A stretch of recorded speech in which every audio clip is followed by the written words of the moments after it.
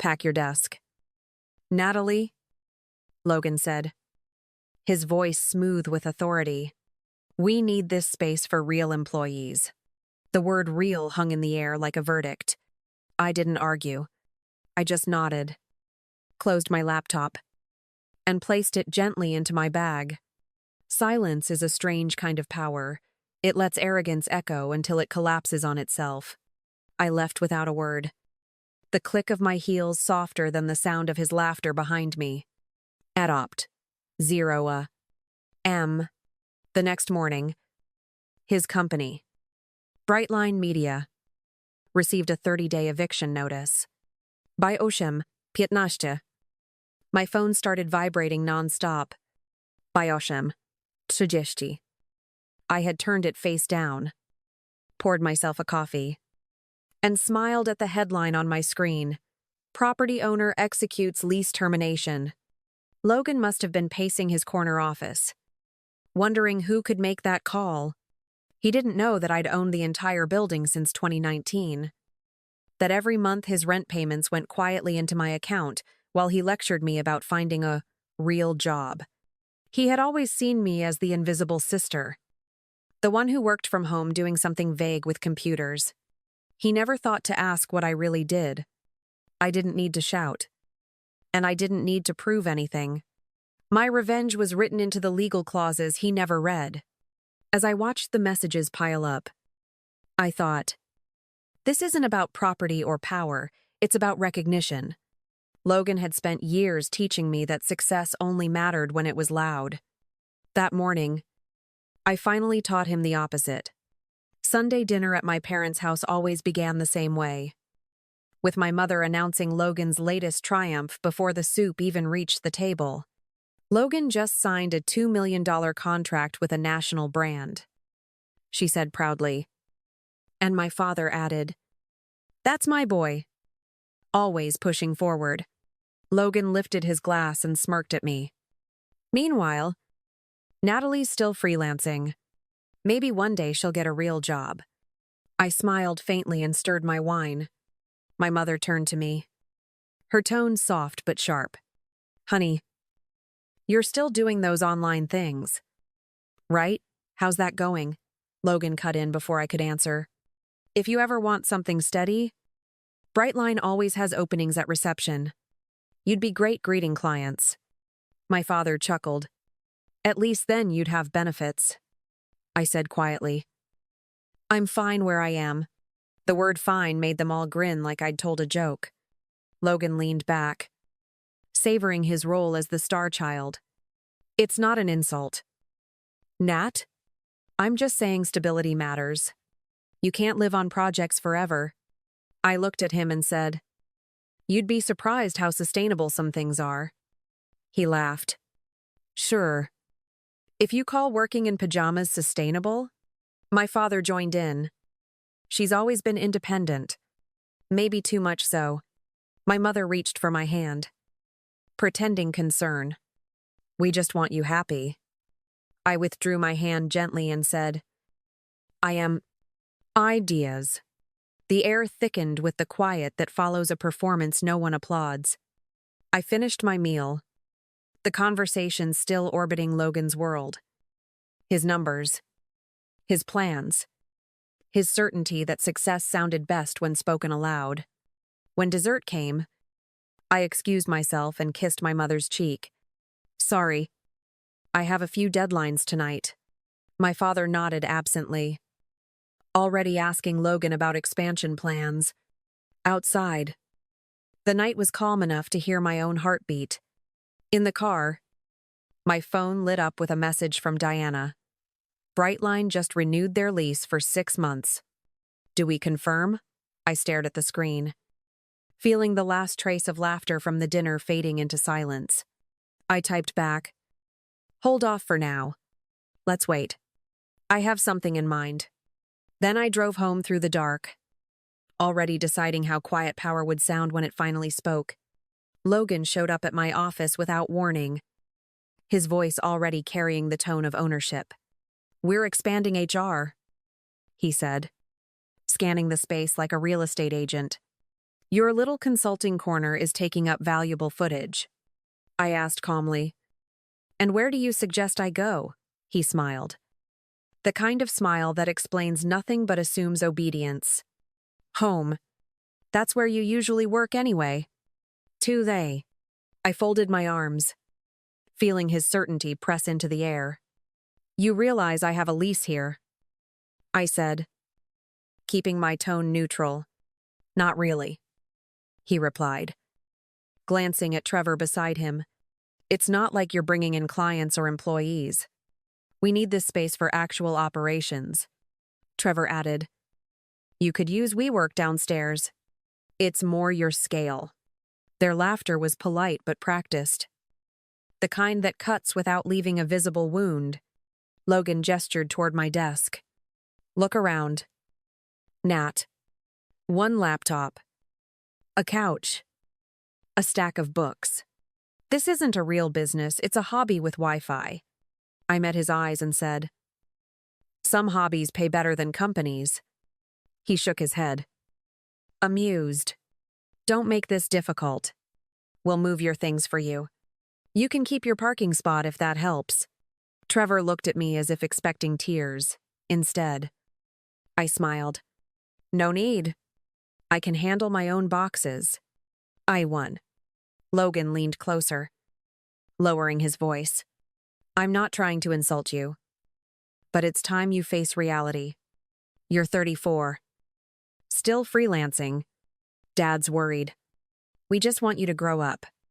I nodded slowly, feeling the weight of his condescension settle like dust. That's good to know, I said, gathering my files. Because today, I finally did. He frowned, not understanding, and handed me a cardboard box. Pack your desk, he said.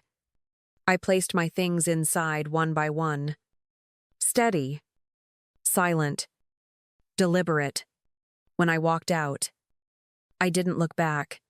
The hallway felt longer than usual, filled with echoes of words meant to belittle.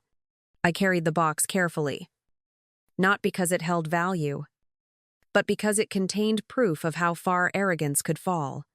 They thought they'd humiliated me, but they'd simply confirmed who I was dealing with and how precise my silence could be.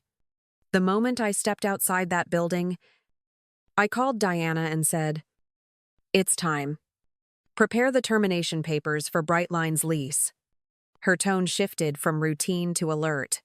You're sure? They're your biggest tenant. I watched the streetlights flicker against the windshield and replied, All the more reason. Let's make it official.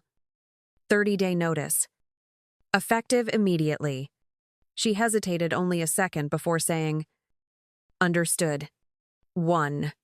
By Monday morning, the chain reaction began. Adopt 0A. M. Brightline's front desk received the envelope stamped Notice of Termination by Osham, PH. Trevor was shouting down the hallway. Who the hell signed this? And by 8:10, Logan had called me twice. I waited until the third ring before answering. Nat. What's going on? He demanded. We just got this insane letter someone's kicking us out. I said evenly. Not someone. Me. Too. He paused. Confusion hardening into disbelief. What are you talking about? You don't have that kind of authority. I almost smiled. Actually, I do. I own the building. Logan, you've been my tenant since 2019. His voice cracked. That's impossible. You can't just throw us out. I said. You signed a lease that allows for termination with 30 days' notice. I'm following procedure. It's business. He stammered. You're destroying everything I've built. I leaned back and whispered. No. I'm enforcing what you agreed to. 2. The silence that followed was long enough to hear him swallow his pride. You can't mean this. We have contracts. Deadlines. Employees, this will ruin us. I said. Then maybe you should have thought twice before telling me I wasn't a real employee. He started to protest. But I ended the call. I didn't owe him an explanation for using the same language he once weaponized against me. Adopt. Trezech. My inbox filled with emails from his team marked urgent. I deleted each one without opening it. By 9. Diana confirmed delivery had been acknowledged. I told her, "Good. Let's keep all correspondence formal from now on." She replied, "Consider it done." I set my phone down and looked out my window. The city already awake and restless. Power doesn't always roar. Sometimes it arrives in legal print, in black and white, reminding everyone who actually owns the ground they're standing on. My father started the conversation before I had even sat down. "Natalie, this has gone too far. You can't just evict your brother's company." My mother added, "Think about his employees, their families. This isn't how we raised you." I poured myself a glass of water and said, "You raised me to be responsible." And I am. I'm enforcing a legal agreement. Nothing more. Logan's jaw tightened. "You're doing this because you're angry. Admit it." I looked at him and said, "No. I'm doing this because you told me I wasn't real enough to deserve space." Toothing. My father leaned forward, his tone sharpening. "He's your brother." "Not. Family should come first." I met his eyes and replied, "Family should also come with respect." Logan scoffed. "Respect? You blindsided me. You could have talked to me." I said, "Like you did when you walked into my office and told me to pack my desk?" My mother tried to soften the air. "Sweetheart, that was a misunderstanding." I smiled faintly. "No. It was clarity. You just didn't like who had it." Logan threw up his hands.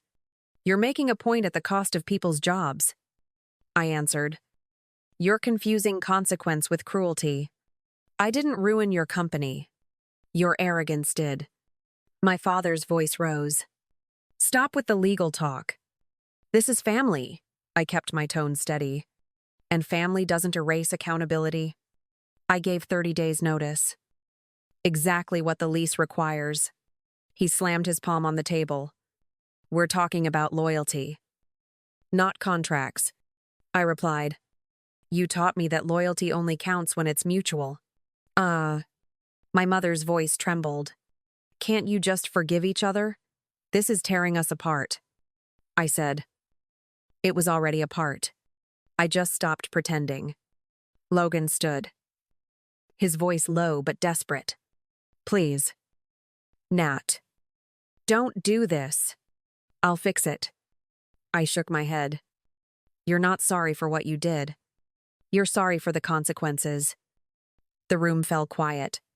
My father muttered, "You'll regret this one day." I looked at them all and said, "Maybe. But I'll regret silence more." Toted. When I left the table, no one called after me. The house behind me hummed with disappointment. But it wasn't mine to carry anymore. Some families build legacies out of pride. Ours built illusions. And for the first time, I wasn't part of either. Logan tried to strike back the only way he knew how, through lawyers and panic. "My attorney says we can challenge the eviction." He told me over the phone, his voice sharp but unsteady. "We'll argue bad faith. Interference. Whatever it takes." I replied, "You can argue anything you like. The lease is airtight." He paused, then said, "You're bluffing." I said, "You still think I'd play a game this expensive?" A day later, Diana called. They filed a preliminary complaint. She said, "Do you want to respond?" I told her, "Not yet. Let them feel the cost of noise." She hesitated, then added, "By the way, the bank just released the list of business debts for auction. Brightline's corporate loan is among them." I said, "Perfect. Buy it." she asked. Under your name? And I answered, no, under Sentinel Holdings. Quietly. 2 weeks later, Logan called again. His tone stripped of confidence. You bought our debt? He demanded. I said, technically, my company did. It was a sound investment. He shouted. You're unbelievable. You're my sister, I replied. And you're my debtor. The silence that followed was almost tender. Why are you doing this? He finally asked. Because you taught me that real business decisions aren't personal. I said. I just learned faster than you expected. By the time he spoke again, his voice was broken. You win. Natalie, I told him. It's not about winning. It's about balance. He exhaled. Defeated. You've taken everything. I said softly. No. Logan, I just stopped giving you what you never valued. When the call ended, I didn't feel triumph. Only clarity. Some debts are paid in money, others in silence, and I had collected both. A month later, Brightline was gone. 3 moving trucks, 30 employees, and one brother who finally understood what it meant to lose ground he never owned. I released the floors to a medical tech startup for $35,000 a month clean. Efficient. Respectful. Diana called it poetic justice. I called it good business. My father texted, You've made your point. My mother left a voicemail that began with worry and ended with pride disguised as confusion. I listened once and deleted both. Kelly met me for coffee and studied my face. Do you ever feel guilty? She asked. I said, no. I didn't destroy him. I just stopped protecting him. She smiled. You sound lighter, I told her. Because I am. The moment you stop performing for people who never clapped, you start breathing differently. She nodded. That's peace, not revenge, I said. Sometimes they're the same thing. 2 weeks later, Logan asked to meet. He looked smaller than I remembered. Exhaustion, replacing arrogance. I'm seeing a therapist, he said quietly, trying to understand how I ended up here. I replied, Then you're finally in the right place. He lowered his eyes. You could have just told me the truth, I said. I did. You just didn't listen until it cost you something. He sighed. You've changed, I answered. No. Logan, you just never saw me clearly. When I left him at that table, I felt no triumph, only release. Power had never been about ownership or money, it was about not needing validation anymore. I walked back to Riverside Plaza. My building. My choice. My quiet victory. For the first time, every floor hummed with life that respected where it stood. Justice, I realized, doesn't always roar. Sometimes it's just the sound of doors closing behind you for the last time. I used to believe justice meant watching someone fall.